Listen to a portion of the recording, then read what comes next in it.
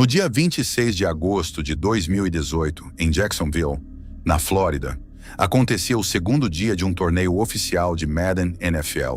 O espaço estava lotado, com mais de 150 jogadores e espectadores acompanhando as partidas, que também eram transmitidas ao vivo pela Twitch para um público global. O clima era de entusiasmo e competição, sem qualquer sinal do que estava prestes a acontecer.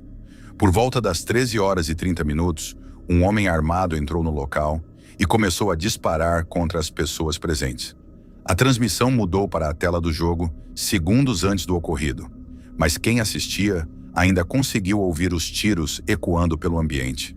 Em poucos instantes, o que era um evento animado se transformou em desespero. Jogadores largaram os controles e tentaram se proteger debaixo das mesas, enquanto outros buscavam as saídas. O espaço, pequeno e cheio de equipamentos, dificultava na evacuação rápida. Equipes do Sindicato dos Bombeiros estavam em treinamento nas proximidades e chegaram cerca de 2 minutos após a primeira ligação para o 911, feita às 13h34. Eles prestaram socorro às vítimas que conseguiram sair, mas não puderam entrar no prédio, pois estavam desarmados e o atirador poderia ainda estar lá dentro. Pouco depois, a polícia iniciou a varredura do local. Ao entrarem, encontraram 3 pessoas sem vida. 2 participantes do torneio, Elijah Clayton, de 22 anos, e Taylor Robertson, de 27, além do próprio autor dos disparos, que tirou a própria vida após o ataque. Outras 10 pessoas ficaram feridas, mas sobreviveram sem sequelas físicas permanentes. Durante a investigação, descobriu-se que o responsável era David Katz, de 24 anos, um jogador profissional de Madden que havia participado do torneio minutos antes do ocorrido. A revelação surpreendeu as autoridades e levantou questionamentos sobre como a situação evoluiu de forma tão rápida. David era o segundo filho de uma família considerada estruturada e com alto nível de formação acadêmica. Seu pai, Richard, era engenheiro da NASA e sua mãe, Elizabeth, trabalhava como toxicologista na Administração de Alimentos e Medicamentos dos Estados Unidos.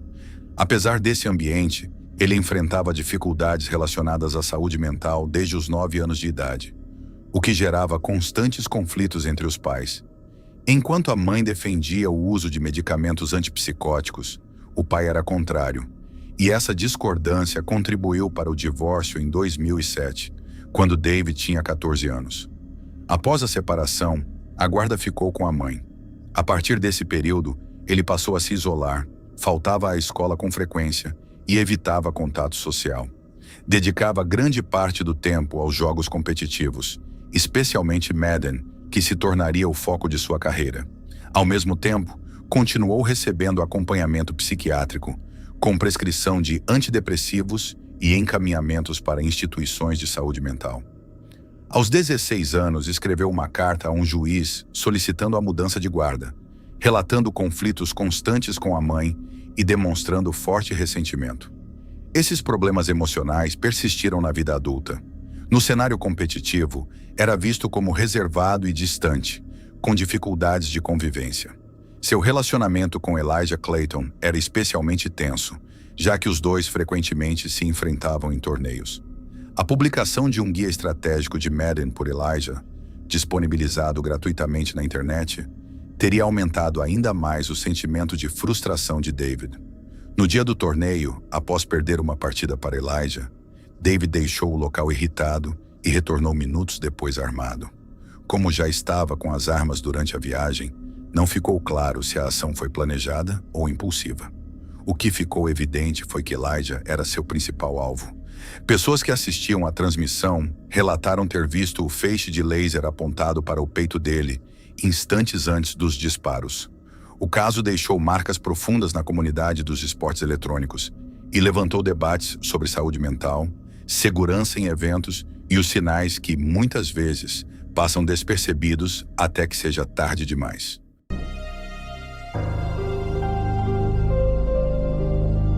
Em 2013, a estudante canadense de 21 anos, Elisa Lam, desapareceu enquanto estava hospedada no Hotel Cecil, em Los Angeles. Dias depois, ela seria encontrada sem vida dentro de um dos reservatórios de água do prédio. O caso ganhou repercussão mundial, principalmente após a divulgação das imagens de segurança que registraram seus últimos momentos no elevador do hotel. Cenas que continuam intrigando pessoas até hoje. Tudo começou em 26 de janeiro de 2013, quando Elisa chegou a Los Angeles, última parada de uma viagem que fazia sozinha pela costa oeste dos Estados Unidos. Na época, ela estudava na Universidade da Colômbia Britânica, em Vancouver. Elisa já havia enfrentado desafios relacionados à saúde mental e havia feito uma pausa nos estudos, compartilhando reflexões pessoais em seu blog. Apesar da preocupação da família com a viagem solo, ela decidiu seguir com os planos, prometendo manter contato diário com os pais. 2 dias após chegar à cidade, fez check-in no Hotel Cecil, localizado próximo à região de Skid Row, no centro de Los Angeles. Inicialmente, ficou em um quarto compartilhado, mas acabou sendo transferida após reclamações das colegas, que relataram comportamentos considerados incomuns. Entre os episódios mencionados estavam bilhetes deixados por Elisa, pedindo que elas fossem embora e se mantivessem afastadas. Além disso, houve relatos de que ela precisou ser retirada da plateia durante a gravação de um programa do apresentador Conan, em Burbank, por interromper o evento. No dia 31 de janeiro, Elisa deveria deixar o hotel para viajar até Santa Cruz.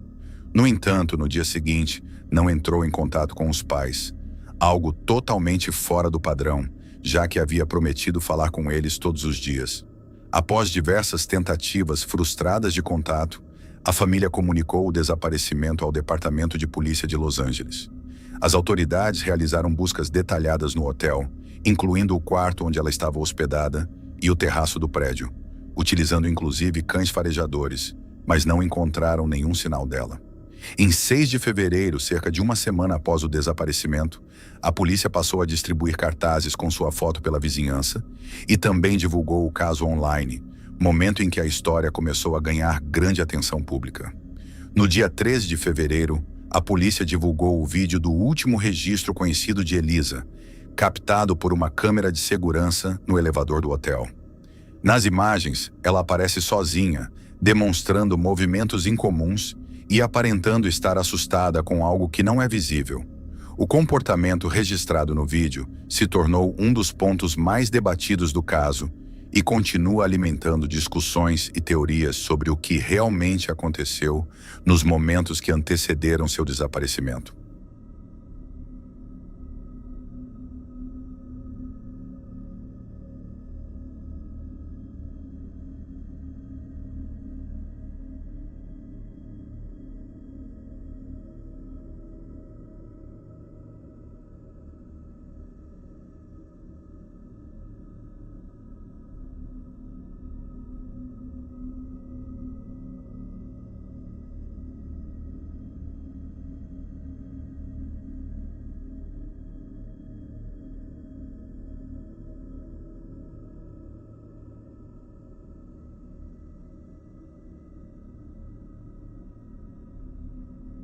As imagens do elevador rapidamente chamaram a atenção do mundo inteiro e se espalharam pela internet em questão de horas.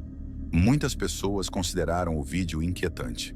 Nos comentários, surgiram diversas interpretações. Alguns acreditavam que Elisa parecia tentar fugir de algo ou de alguém. Outros sugeriam que ela poderia estar sob efeito de alguma substância ou passando por um episódio relacionado à sua saúde mental. Como o horário exibido nas imagens estava parcialmente oculto, também houve questionamentos sobre a possibilidade de o vídeo ter sido editado. Nos dias seguintes à divulgação, hóspedes do Hotel Cecil começaram a relatar problemas com a água do prédio. Reclamações sobre baixa pressão, coloração escura e gosto estranho passaram a ser frequentes. Em 19 de fevereiro, um funcionário da manutenção subiu até os reservatórios no terraço para verificar a situação. Foi nesse momento que encontrou o corpo de Elisa dentro de um dos tanques de água.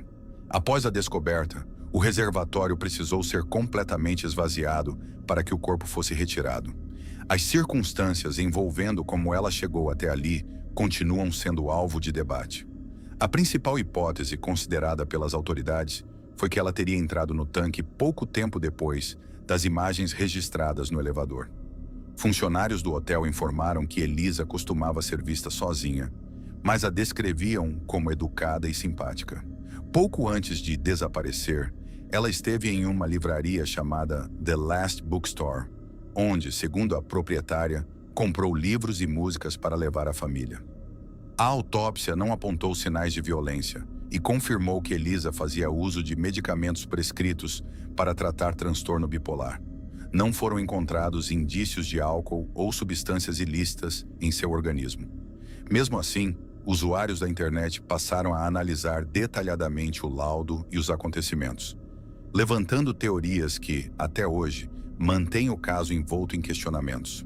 Após a divulgação do laudo, muitos internautas passaram a analisar os detalhes e sugeriram que Elisa poderia não estar tomando corretamente os medicamentos prescritos.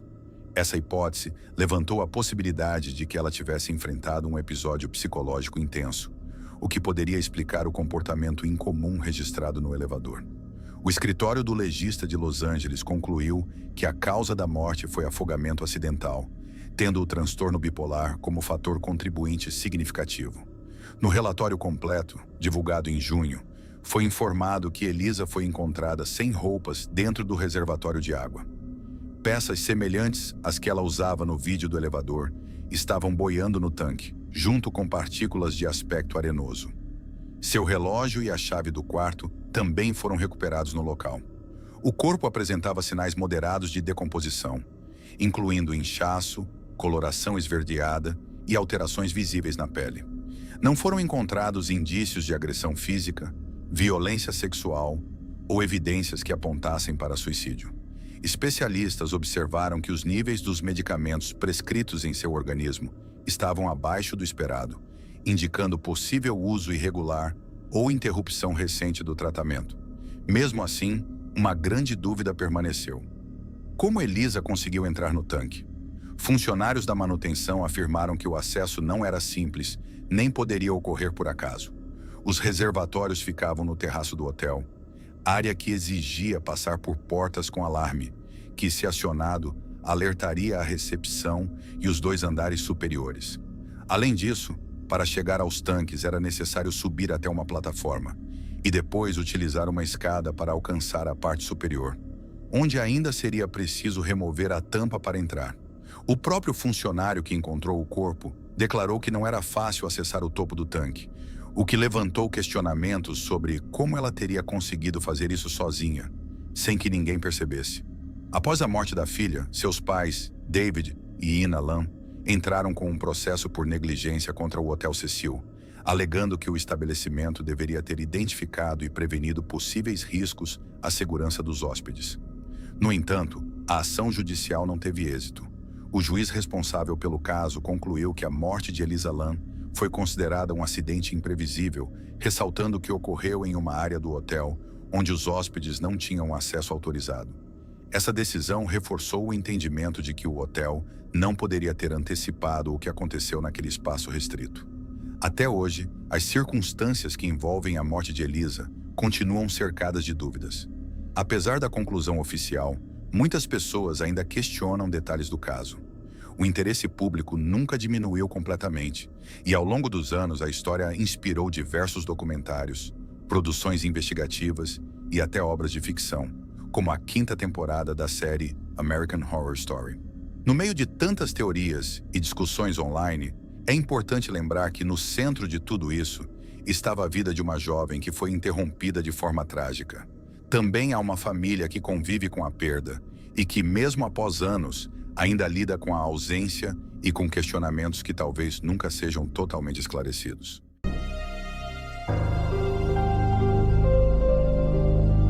Este vídeo foi registrado na Romênia e publicado em um canal do YouTube chamado David Avistando.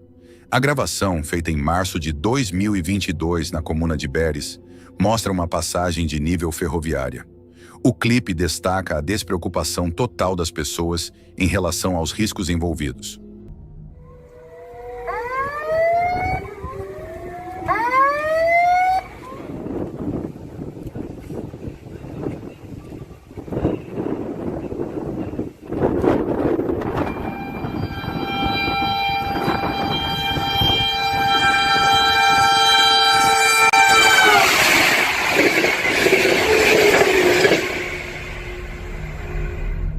Diversas pessoas optaram por ignorar as barreiras que haviam se fechado, o que está longe de ser a atitude mais sensata.